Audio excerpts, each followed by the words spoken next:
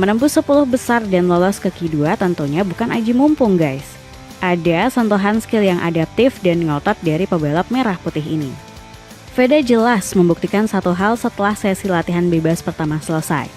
Dia mulai mendapatkan feel membalap di sirkuit yang super sulit ini. Ya, Le Mans bukan lintasan balap yang mudah untuk ditaklukkan. Sirkuit ini bukan cuma sekedar lintasan legendaris. Le Mans punya chicane mematikan setelah tikungan pertama. Sebagai informasi, chicane adalah serangkaian tikungan ganda berlawanan arah yang terletak berdekatan. Nah, di Le Mans ada Dunlop chicane atau sering disebut Dunlop curve. Saat memasuki chicane ini, Veda harus melakukan pengereman keras setelah lintasan lurus start. Selain faktor teknis di lintasan Le Mans, ada faktor alam yang juga sangat menyulitkan. Sirkuit ini dikenal punya cuaca gado-gado alias sangat sulit ditebak. Bahkan masalah alam di Le Mans ini juga diakui oleh pebalap top MotoGP seperti Marc Marquez. Rider dengan 9 gelar juara dunia ini cuma bisa berharap cuaca di lintasan ini nggak neko-neko. Kami merasakan peningkatan besar saat tes di Jerez, terutama pada sensasi bagian depan motor. Sekarang tantangannya adalah membawa performa itu ke Le Mans. Saya hanya berharap cuaca di sini bersahabat, karena di Prancis segalanya bisa berubah dalam sekejap, ujar Marquez dikutip dari Crash.net. Kekhawatiran yang sama tentang cuaca di Le Mans juga disampaikan oleh Francesco Bagnaia. Sang juara bertahan MotoGP ini menyebut kalau faktor alam adalah tantangan terbesar di Le Mans. Le Mans adalah sirkuit yang saya sukai, tetapi faktor cuaca selalu menjadi tanda tanya besar di sini. Kami ingin balapan yang bersih untuk melihat sejauh mana peningkatan yang telah kami buat, kata Bagnaia. Kesulitan mengaspal di Le Mans juga diakui oleh manajer Honda tim Asia, yakni Hiroshi Aoyama. Sekarang kita menuju Grand Prix Prancis di Le Mans, yang merupakan sirkuit yang sangat istimewa dan bersejarah. Layout tracknya cukup unik dengan lintasan lurus yang panjang, zona pengereman yang berat dan campuran berbagai jenis tikungan, kata Aoyama. Mantan juara dunia kelas 250cc ini pun membeberkan satu kunci bagi Veda untuk bisa finish strong di Q2. Menurut Aoyama, feedback atau informasi dari rider sangat penting untuk setelan motor di Le Mans. Ini bukan trek yang mudah untuk menemukan setelan motor yang sempurna, dan selalu membutuhkan tingkat presisi yang tinggi dari para pembalap dan tim, tambah bos Honda tim Asia tersebut. Nah, kalau suhu-suhu MotoGP sudah berkata demikian, berarti Le Mans memang bukan sirkuit yang easy. Kembali ke Veda guys, artinya performa rider kelahiran 2008 di hari pertama latihan bebas patut diapresiasi. Veda berhasil lolos ke Q2 di sirkuit yang terbilang sulit dan menantang untuk rookie seperti dia. Nah, Veda juga berhasil meningkatkan catatan waktunya di Le Mans. Top speed Veda di free practice 1 dan practice di Le Mans jauh lebih baik dari 4 edisi sebelumnya, yakni Thailand, Brazil, Amerika Serikat, dan Spanyol. Selain itu, catatan waktu Veda juga lebih apik dibanding rider unggulan Moto3 Alvaro Carpe. Pebalap Red Bull KTM Aho ini hanya finish di posisi 17 sehingga gagal lolos ke Q2.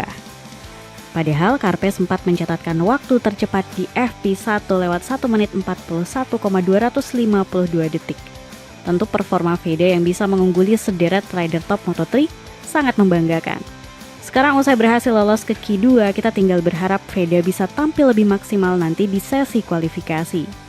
Dapatkan jaket kece anti air yang cocok banget kamu pakai buat nongkrong dan motoran. Cek linknya di bawah ini. Duel sengit Indonesia dan Malaysia di Le Mans.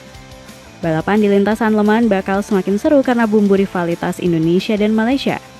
Ya, Veda Ega Pratama mulai dibanding-bandingkan dengan Hakim Danish. Dari hasil free practice 1 dan sesi practice, Veda memang berada di bawah Danish. Rider asal Malaysia ini mencatat performa luar biasa dengan finish di posisi keempat. Situasi ini seperti kebalikan dari FP1 di seri MotoGP Spanyol yang lalu. Saat itu Veda berada di atas Danish. Bukan hanya di sesi latihan bebas, tapi juga saat race, di mana Veda berhasil finish ke-6, sementara Danish hanya berada di posisi ke-13. Sedangkan di Le Mans, pengalaman memang nggak bisa bohong guys. Danish sudah 3 musim mengaspal di sirkuit bernama Bugatti ini. Rider rookie yang menggeber motor KTM ini tercatat 6 kali membalap di Le Mans. Hasil terbaik di Le Mans didapatkan Danish saat balapan di Red Bull MotoGP Rookies Cup 2025. Dia berhasil menorehkan podium kedua dalam 2 race di seri tersebut. Sementara Veda baru 2 kali menggeber motornya di Le Mans. Dia terakhir kali mencicipi sirkuit ini pada Red Bull Rookies Cup di tahun 2024. Nah, romansa duel panas antara Veda dan Danis di Le Mans nanti semakin kentara guys. Sebagai sesama rider Asia Tenggara, apalagi ada rivalitas sengit dan kompetitif antara Indonesia dan Malaysia. Veda dan Danis pasti ingin memberikan yang terbaik untuk finish di posisi teratas. Persaingan kedua pebalap ASEAN ini bukan dimulai dari Moto3 saja. Rivalitas Veda dan Danis sudah berlangsung sejak level junior. Mereka sudah kebut-kebutan di berbagai ajang yang sama, seperti Asia Talent Cup, Red Bull MotoGP Rookies Cup, dan FIM Junior GP World Championship. Nah, di sisi table klasemen sementara Moto3, posisi Veda dan Danis terpaut cukup jauh guys. Veda ada di posisi 6 klasemen dengan koleksi 37 poin. Sementara Danis masih tercecer di peringkat ke-15 dengan koleksi 12 poin. Bukan hanya unggul dari tabel klasemen sementara Moto3, Veda juga berada di atas Danis di persaingan Rookie of the Year. Veda masih memimpin klasemen Rookie of the Year di posisi pertama, sementara Danis berada di posisi kelima. Memang Veda sekarang lebih unggul dari sisi perolehan poin. Namun semua ini tentunya nggak bakal bikin Veda terlena, apalagi puas diri. Pasalnya, race di Le Mans nanti pasti bakal penuh kejutan yang harus bisa diantisipasi Veda.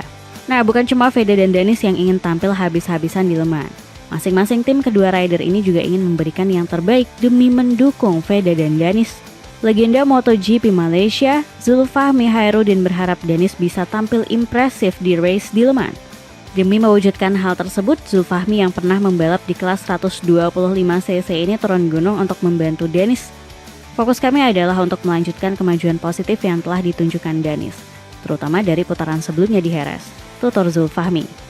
Dia juga meminta tim Ion Credit untuk tampil habis-habisan demi posisi terbaik Danis. Dari perspektif tim, kami akan memastikan motor dalam kondisi sebaik mungkin sambil membantu Danis beradaptasi sedini mungkin sejak sesi pertama, tambah Zulfahmi. Hal yang sama juga dilakukan oleh manajer Honda tim Asia. Siapa lagi kalau bukan Hiroshi Aoyama yang gak pernah bosan memberikan dukungan untuk Veda. Untuk Moto3 kami baru-baru ini melakukan uji coba di mana kami menemukan beberapa poin positif. Jadi kami berharap dapat membawa momentum itu ke akhir pekan ini. Kami akan memberikan dukungan maksimal dan melihat bagaimana kami dapat membangun akhir pekan dari Jumat hingga Minggu, kata Hiroshi. Sudah mendapat full support kayak begini pastinya bikin Veda makin termotivasi dong. Ya, salah satu rider kebanggaan Indonesia ini punya target untuk mengaspal di Le Mans. Targetnya adalah untuk menjaga momentum, tapi tenang dan kompetitif sejak awal.